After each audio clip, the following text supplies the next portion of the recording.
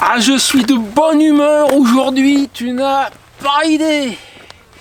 Les bonnes nouvelles s'accumulent, enfin, un petit peu en tout cas. On pourrait même presque dire que je suis content. Et j'ai un ami, à chaque fois que je l'entends, même de loin, ah, je suis content, il n'arrête pas de répéter ça. Et quand je le croise, il me fait, t'es content toi? Eh ben, pour une fois, aujourd'hui, oui, je suis content. J'ai un certain nombre de bonnes nouvelles qui sont tombées récemment et ben, je voulais t'en parler justement.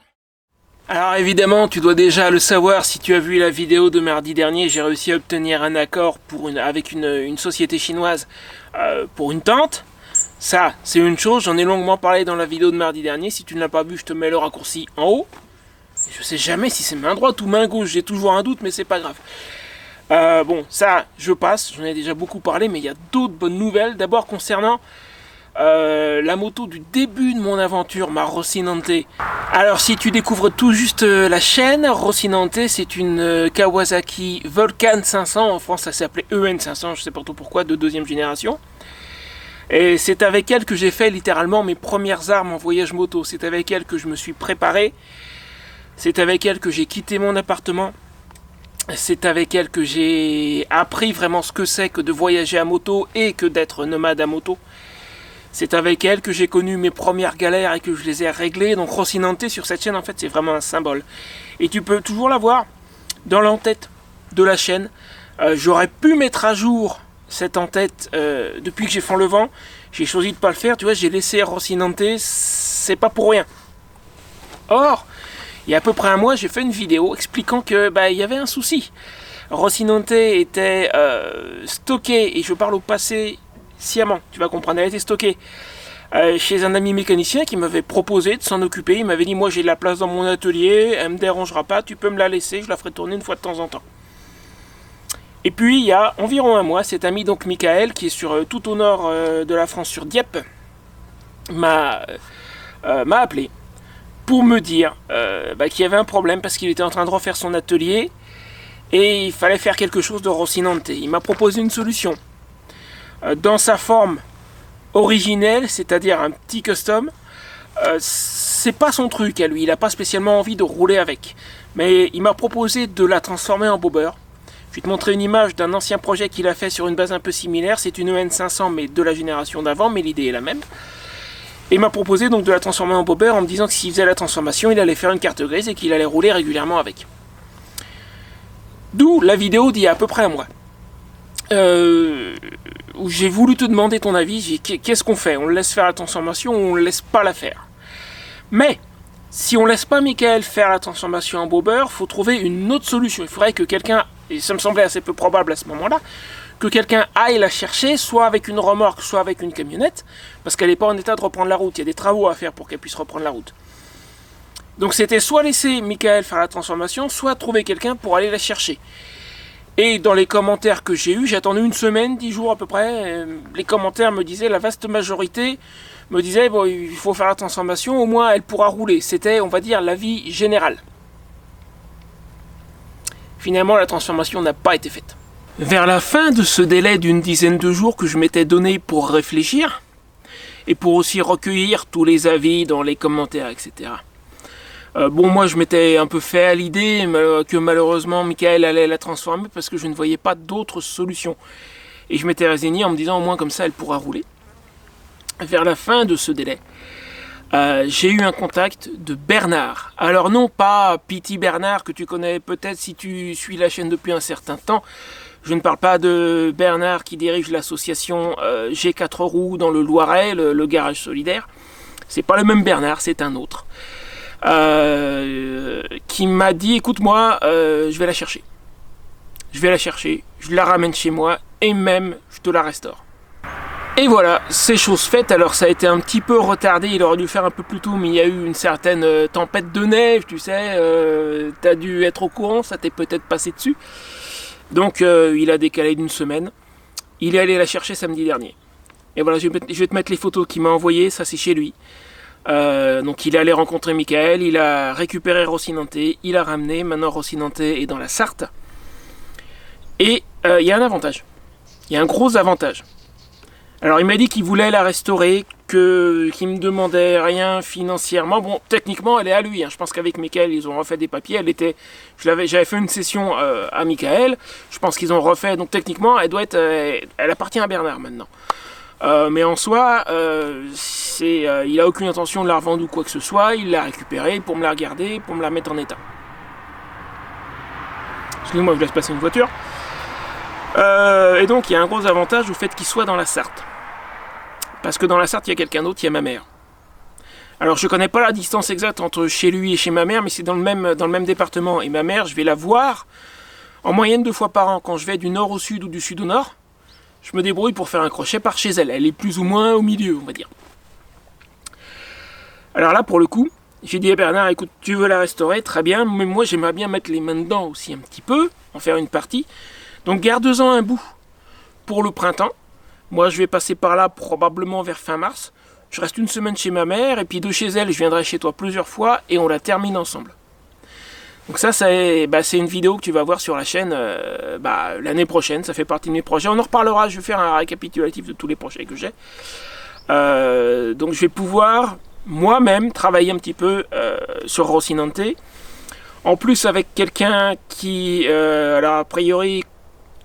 Lui, Michael, c'est un mécanicien professionnel. Bernard n'est pas en soi un mécanicien professionnel. Par contre, il m'a dit qu'il restaure des motos depuis ses 12 ans. Et il a plus 12 ans, on va dire.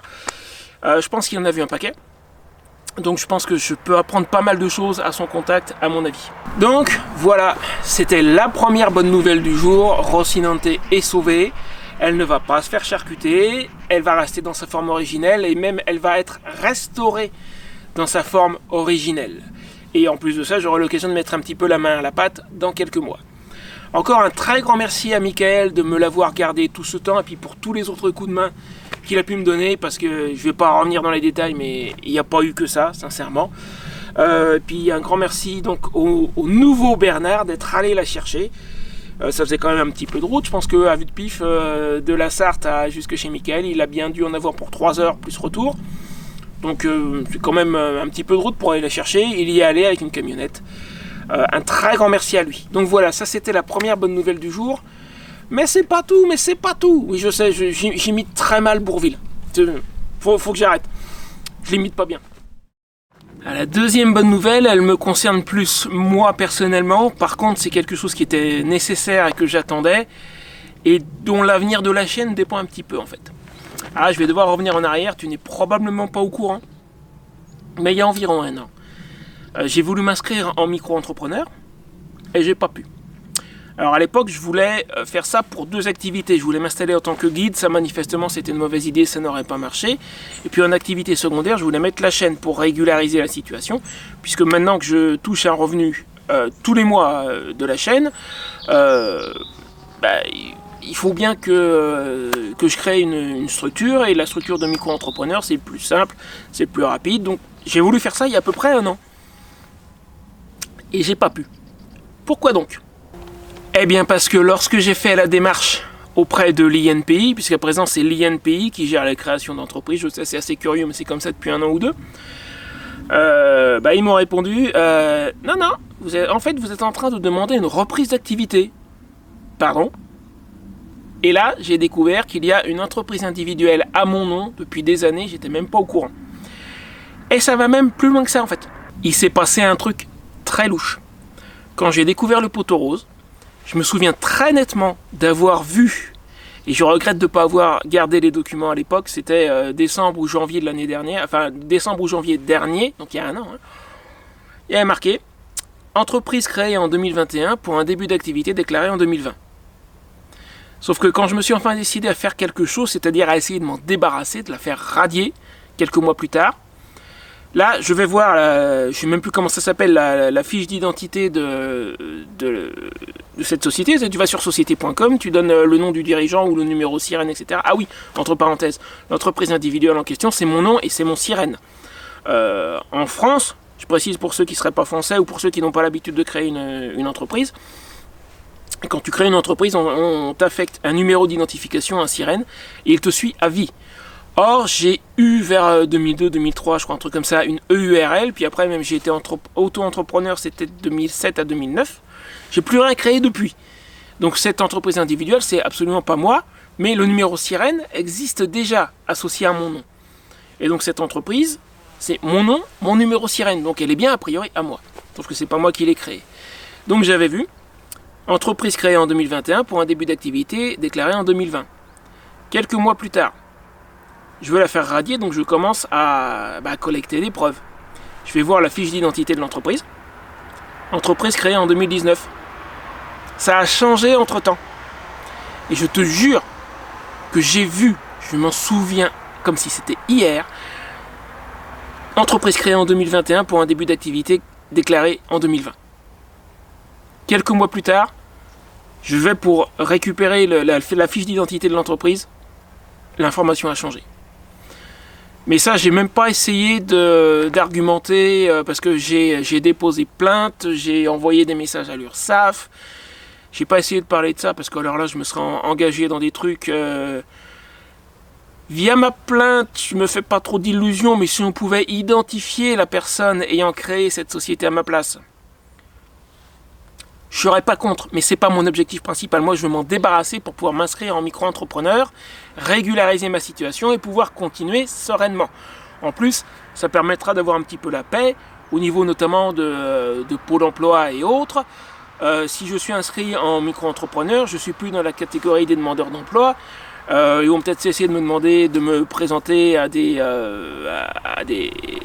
rendez-vous, des choses comme ça. Ça permettra de régler pas mal de problèmes. Mais tant qu'il y a cette entreprise individuelle à mon nom, je ne peux pas. Eh bien, la deuxième bonne nouvelle du jour, c'est que j'ai enfin reçu une réponse de l'URSSAF. Je leur avais envoyé déjà 3 messages via leur site. Ça m'avait semblé quasiment inutile. Il n'y a que par au deuxième message, ils m'ont répondu. En me disant de faire une cessation d'activité. Et ça, pareil, je me souviens très bien, dans leur réponse, il est marqué « Vous demandez à cesser votre activité, voici la procédure de cessation d'activité. » C'était pas formulé exactement comme ça, mais c'est ce qu'ils disaient. Alors, c'est pas du tout ce que j'ai demandé. Je leur ai signalé que je n'ai pas créé cette entreprise, donc j'ai pas à cesser quoi que ce soit, l'activité n'existe pas. Et je leur ai même envoyé une copie de la plainte. Sur le moment, apparemment, ça n'a pas eu l'air de leur faire ni chaud ni froid. Ça, c'était mon deuxième message. Troisième message, où je leur réponds, je leur dis, mais non, je ne vais pas faire une cessation d'activité, parce que si je fais ça, je vais me retrouver, cette entreprise n'est pas en règle, j'étais même pas au courant de son existence, donc il y aurait dû y avoir des déclarations, des dépôts de bilan, des cotisations payées. Si je fais une cessation d'activité, je vais me retrouver empêtré dans tout ça, je ne peux pas. Et puis ça n'est pas moi qui ai créé cette entreprise. Pas de réponse au troisième message, je finis par envoyer une recommandée. Ça fait plusieurs mois, ça devait être fin août, un truc comme ça, je sais plus. Il y a plusieurs mois que j'ai envoyé la recommandée, j'en entendais plus parler. J'ai fini il y a quelques jours d'ailleurs par regarder quand même la procédure de cessation d'activité et là j'ai bien réalisé qu'il y aurait des cotisations à payer et probablement avec des intérêts de retard puisqu'il y aurait dû y en avoir depuis 2019. Donc je ne veux pas faire ça. Et là il y a juste quelques jours j'ai reçu enfin une réponse de l'URSSAF par courriel où ils me disent prendre en compte mon signalement de l'usurpation de mes données personnelles, je ne l'ai pas formulé comme ça, mais je suppose qu'on peut appeler ça comme ça. Et ils me disent également avoir transmis à l'INPI une demande de radiation de cette société. Et ils me disent aussi au passage que la société en question n'a pas fait l'objet de la création d'un compte auprès de l'URSSAF. Alors je comprends pas trop, parce que 2019 c'était pas encore l'INPI, de toute façon ça devait encore être l'URSSAF à l'époque. Je comprends rien de ce qui a pu se passer. Mais à la limite, encore une fois, comprendre, ça serait presque secondaire. Si je m'en débarrasse, derrière, je vais pouvoir me mettre en micro-entrepreneur et régulariser ma situation. Et ça, c'est la deuxième bonne nouvelle de la journée. Si c'est l'URSSAF qui demande à l'INPI de la radier, à mon avis, ça va se faire. Et pour finir la vidéo, après ces deux très bonnes nouvelles, concernant l'éventuel. J'insiste sur le éventuel commande groupée auprès de Koudi pour obtenir des tentes l'année prochaine. Comme je l'ai expliqué dans la vidéo de mardi dernier, de toute façon, ça ne pourra se concrétiser qu'après que j'ai reçu la mienne déjà, pour que je puisse voir sur pièce la qualité du truc, même si je m'attends à ce que ce soit de la bonne qualité. Décidément, il y a eu trafic sur cette route. C'est pas grave, bon, je continue parce que j'en ai marre de m'interrompre. Donc il y a eu quelques objections dans les commentaires que je comprends tout à fait. Alors déjà, il y a des gens il y a plusieurs personnes qui m'ont dit mais faut pas faire ça parce que tu vas avoir des histoires de taxes en douane et t'as le facteur qui va t'apporter la commande et qui va te demander de payer la TVA, machin, truc.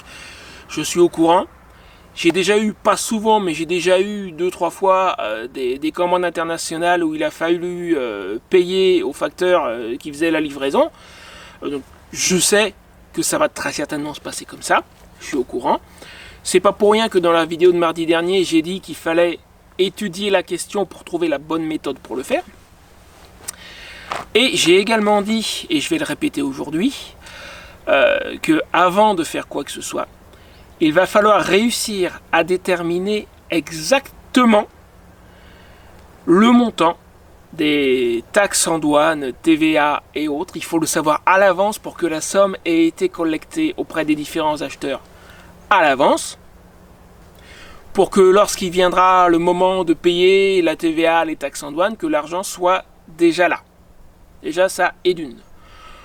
La difficulté, c'est que pour chaque catégorie, pour chaque type de produit, il y a des dizaines et des dizaines de catégories différentes pour les taxes en douane, et des dizaines de taux différents.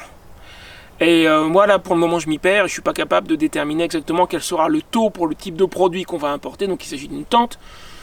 Pour le moment je ne sais pas, mais il faudra réussir à le déterminer exactement, peut-être communiquer à l'avance avec les douanes, leur demander voilà on va faire une commande auprès de telle société, ça sera tel type de produit, il y en aura pour tel montant, combien est-ce que ça va nous coûter, ça sera sans doute le mieux, il faut leur poser la question à l'avance, voir. Idéalement, je ne sais pas si c'est possible, mais ça serait vraiment l'idéal, pouvoir tout régler à l'avance. C'est-à-dire qu'on passe la commande auprès de Coody, on fait un paiement aux douanes, quand le colis arrive, les taxes en douane, TVA et tout, ça a déjà été payé. Le colis passe, je le reçois, tu viens chercher ta commande. Je ne sais pas si c'est possible, mais ça serait vraiment l'idéal parce que ça évite des complications et des maux de tête et des questionnements. Si c'est fait à l'avance, c'est terminé. On a tous les papiers, tout le justificatif pour prouver que ça a été payé. Terminé, on n'en parle plus. Ça serait l'idéal et j'espère que c'est possible comme ça. Pour le moment, j'en suis pas certain. Et ensuite, qu'est-ce qu'il y avait d'autre? Oui. Il y a des gens qui m'ont parlé de SAV ou éventuellement Retour et compagnie. Ça, pour le moment, je ne sais pas comment ça peut fonctionner. Par contre, ce que je peux te dire, c'est qu'il n'y a pas de vendeur de ce type de tente en France. Moi, j'avais bien repéré quelques sociétés, mais j'ai essayé de communiquer avec et elles m'ont pas répondu. Donc, c'est ce que j'appellerais du très très douteux. On ne peut pas se fier à ces gens-là. Si tu leur envoies un message pour leur poser une question, ils ne te répondent pas. Moi, je trouve ça louche. J'avais repéré 2 sociétés avec une base en France, plus une où vraiment ça a l'air d'être des copies chinoises bas de gamme. Mais les 2 autres, j'ai essayé de communiquer avec eux, ils ne répondent pas. Donc niveau SAV, ça serait pas forcément mieux que de commander directement à l'usine en Chine. Maintenant, je poserai la question, le moment venu, je poserai la question à Coody, comment ça se passe s'il y a un problème avec une détente. Et puis on clarifiera la situation avant de passer la commande. Que chacun soit parfaitement informé. Et puis également, pour m'éviter à moi d'éventuels problèmes légaux, je pense qu'il serait de bon ton de faire un petit contrat avec les différentes conditions du genre c'est une commande groupée, mais une fois que tu es venu récupérer ta commande, les éventuels retours s'il y a lieu, c'est à toi de les gérer. Voilà, il faudra faire comme ci, comme ça. Je pense qu'il vaut mieux que tout soit marqué par écrit. Également, une fois que la commande a été passée, pas de rétractation parce que ça sera trop tard. Oui, une autre chose.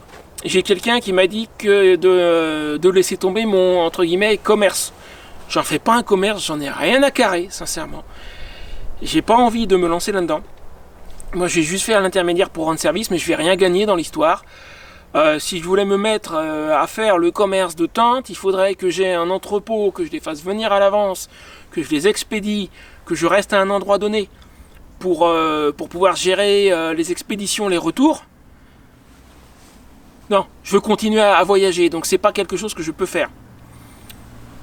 Le seul truc que je vais faire, c'est rendre service parce que j'ai le contact et je parle anglais et je peux aider. Et si on se groupe, on aura des prix d'usine. C'est tout ce que je vais faire. Et je vais faire au grand maximum ce truc-là une fois par an. Je vais rien gagner dans l'histoire. Tu viens récupérer ta commande, tu repars avec, terminé, ça ne me concerne plus. pour moi, ce n'est pas un commerce. Je le prends pas comme ça, je le prendrai jamais comme ça parce que franchement, j'ai juste pas envie de me compliquer la vie. Voilà, j'espère que j'ai répondu à certaines questions sur ce sujet-là. Donc on est encore loin de faire cette commande groupée. Ah oui, et j'ai peut-être une piste, il y aurait un moyen, éventuellement via PayPal. PayPal a une fonctionnalité pour faire des achats groupés. J'ai vu ça il y a quelques jours. Je ne sais pas encore dans le détail comment ça marche. Je suppose que ça doit être un dépôt séparé avec lequel on doit pouvoir payer. Ça serait peut-être une option, en tout cas un truc à creuser. Voilà, c'est à peu près tout pour aujourd'hui. Une dernière chose. Cet été, quand j'étais dans la Marne, j'ai exposé toute mon expérience sur le voyage moto permanent, ce que j'ai gagné, ce que j'ai perdu, le positif, le négatif. J'ai vraiment mis toute mon expérience du domaine dans une vidéo qui dure une trentaine de minutes. À mon avis, elle doit pouvoir t'intéresser. Je te la mets juste là. Vas-y, fais-toi plaisir, c'est pour moi.